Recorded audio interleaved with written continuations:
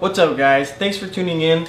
I've been meaning to make this video for a long time. I've just been very busy with school, as you may imagine, with the summer capstone and whatnot.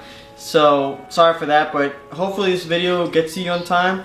The whole point of this video is to give you guys a few tips to do before starting the class so you can start off on the right foot. Also, I wanted to give you guys a list of the apps that we use that helped us a lot throughout the course of the summer that without them, I don't know how we would have managed to, for communication, for file storage, or for app development, for a lot of other things, a lot of phases throughout the project. I think you will benefit a lot if you use them as well. Also, I wanted to say thank you guys for all those that watched the previous video. I'll actually link it in the YouTube card.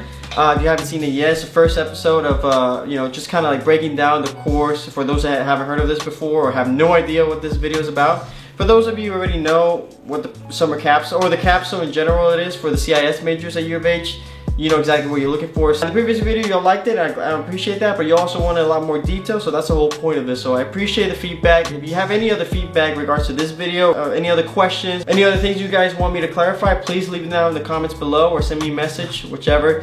I always appreciate it. Like I said, let's dive straight into it. Alright, so first off, let's start off with all the tips that you guys can use immediately before starting the class. So the first thing you should do is find a client. Now this seems obvious, right? But a lot of people wait till the class starts to actually begin looking for it. Once the class starts, you're gonna have a hard time, finding a client. Not just because of the tasks you should have done, but also because the tests and quizzes you have to be preparing yourself for. Ways of finding a client are, they might not seem as straightforward, but look, your friends, family, any employer that you've worked for in the past, or you're currently working for, they might have, they might make use out of an application that you guys could develop. Start messaging each other. I know that when you're taking this class, you already have communication with other CIS students and people that are taking this class. So start messaging each other about, have you found a client? No, you haven't. Okay, me neither. Well, we have to start looking for it. Do that before you start the class, and even before you start the class, talk to them. Start, gather information what you actually could do for them and what they do. So then the first day of class, when Professor Tilly or whoever you're taking separates you all into teams, you already know that you have a good client, a good potential client that you can work with. You can defend yourself in that idea. Something that I didn't do very well is that I had in my mind before the class who could be our client, but I never called them, or at least I didn't get as much information as we needed to, especially in the first day when we started talking about potential clients. I couldn't defend the potential clients that I had in mind, primarily because I didn't know much about them. So that's something that in hindsight I would have done better. So with that being said, I would recommend you guys finding out who a potential client could be and start figuring out what they do, what could they benefit from, and all those sort of details, and so that the first day comes around, you know exactly how to defend that client and sell that client to your group mate so you can start working head on. Also, a little side note, if it's your current employer, I would try to avoid that, primarily because you're the one who's going to be at stake. If things go wrong, it's all on you. It's your current employer, so you don't want to risk that. If it's your past employer, sure, go ahead. If it's and if it's your current employer, but you're a good standing with them, sure, go ahead. Good friendship or good relationship, sure, go right ahead. But I would steer away from that. All right, tip number 2. Reassess your skills. And now when it comes to this part, I'm primarily focusing on development skills. If you know already that you're going to be a developer in the team, practice. I know most of y'all have already taken Ruby on Rails, and that's primarily what I recommend you guys to use for this project. Everyone has to take that course before taking this one, so everyone at least knows a little bit of Ruby on Rails. So if you need help, you can always ask for help. But reassess your skills, practice. Make sure you at least know a few things so that as soon as you can, start developing right away. Now that's for developers. In other circumstances, this course, there's people going to be dedicated to documentation, other people are dedicated to communicating with the client, and others are going to be developing. These positions might overlap, but you do know what's your strength. If you know you suck at development, don't practice development. I mean, it's not going to be of use. In this case, in this class in particular, it's not about learning something more about development or testing yourself, challenging yourself in the development side or any other aspect that you don't know. It's more so using your strengths to better the team as much as possible. This is no time to start practicing and start oh man, I might be good at programming, let me try it out, and then you suck. You're gonna jeopardize your team, so don't do that. Just reassess your skills, make sure you know what your weaknesses are, what your strengths are, and triple down on your strengths so that you don't affect your team or jeopardize your overall grade or anything like that. Tip number 3, read the book. I know it's tedious, and I know that me personally, I didn't read the entire book before the class started, but the few things I read before the class started definitely helped me out. The chapters that I didn't read before class, I definitely felt the difference. You're going to be taking class, quizzes, tests throughout the semester, regardless of your current status of the project or app development or whatnot. Like, the quizzes are going to come each week, and there's no stopping it.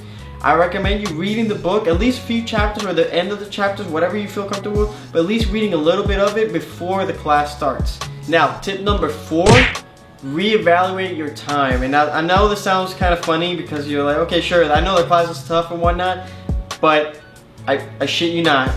Please just reevaluate your time. If you're working more than 25, 30 hours, you're definitely going to jeopardize the overall progress of the team. You're always going to be busy, and if you're not busy, you're doing something wrong, because there's always hours to hit, at least from the status report wise. Like, you always have to hit, I think it's 15 hours per week. At the end of the semester, when the grades are up, those hours are going to be taken into consideration when grading you. So you do not want to be the one that's working the least. Also, I don't know if I mentioned this, but all these tips are going to be written down below as well as the app. So if you want to just jump straight ahead, just go down to this description. I'll have all that written down for you. Those are just the top 4 that I thought were decent enough you need to do immediately so you can take action right now. Now let's go on to the apps that I recommend. Alright, let's start off the list. The first app I recommend is called Slack. If you've never heard of this app before, Slack is kind of like a messaging app.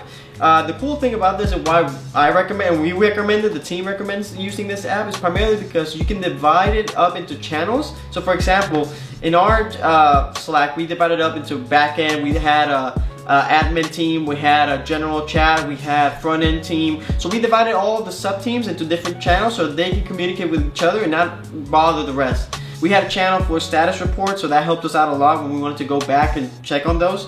Fun fact, we actually had 8,000 messages shared on that app. I'm actually just gonna pull it up real quick. There you go. 8,000. It's a lot to talk about. App number 4. It's not necessarily an app, it's a website, but we use Google Drive, and this was perfect when it came to file storage and organization. Early on in the project, we took it upon ourselves to divide it up, create our folders, especially for the project plan, initial project plan, updated project plan, which you'll come to terms later on throughout the semester, but you'll definitely appreciate all this organization later on when you're trying to find a file, it's hectic, you have to upload it by tonight, you don't know where it's at. If you haven't divided it up, it's going to be perfect. Now, for the 5th application, this one, I personally didn't use it throughout the semester, but our project manager used it, and it was extremely vital for for determining what we have to do, what we did, and what we didn't do. And it's called OneNote. Most Windows already I think Windows already comes with it, if I'm not mistaken. If you're on a Mac, sorry, but then again, you're on a Mac, so you kind of deserve it. Anyways, OneNote is a really nice, really clever way of organizing not just your files, but very quick, just taking notes and saving them. This is gonna come very, very handy, especially when during class when you guys are getting butchered. I promise you, you're gonna get butchered during the class and status report meetings. It definitely helped us out, especially when you're just fast typing it and you can organize it, send it to someone. It's very, very easy, rather than just having a Word document. And when you go in to meet with a professor during your, his office hours, you want to have a list of like questions, things like that, and OneNote provided a very easy to use just a note-taking system. So I definitely recommend OneNote. Now for this next one, I mean, every single application we mentioned is optional, but this next one is a website again. It's called Prezi. It's just a different way of creating presentations online. It's very, very cool. It's just different than using PowerPoint. I feel like PowerPoint is just kind of dull. It's just kind of boring, just like clicking through slides. Where Prezi actually adds a little bit more animation, a little different organization style. In my opinion, it just looked better. Now, for the last application, this is just a recommendation, of course, like any other app, but I'm not entirely sure what your project entails. But for us, we have to host a web application. That's where we use Ruby on Rails and whatnot in GitLab, so it's easier to move repos. And our team use AWS, Amazon Web Services, and the other team actually used DigitalOcean. Now, both of these were amazing. I mean, for our team, obviously, I only have knowledge as to AWS, and it was pretty good. Our developer, primarily Eric, he worked on it and developed it for us, started it all up. He already had experience on it, and for most of our CIS majors, we actually have the chance of taking the elective of AWS. So you have some type of experience with it. I recommend it. It's very easy, very straightforward, and it helped us out a lot. Alright, that does it for this video. Thank you so much for watching. The next video coming up is going to be tips for when you start class. I just wanted to give these tips before class, just right off the bat, so you guys can watch it and execute immediately, just, you know, so you guys can start on the right foot. But my next video, I'm actually already developing right now, is for tips during the class. As soon as class starts, so you can start off on the right foot. Also, per your feedback, a lot of you guys wanted for me to break down like each week.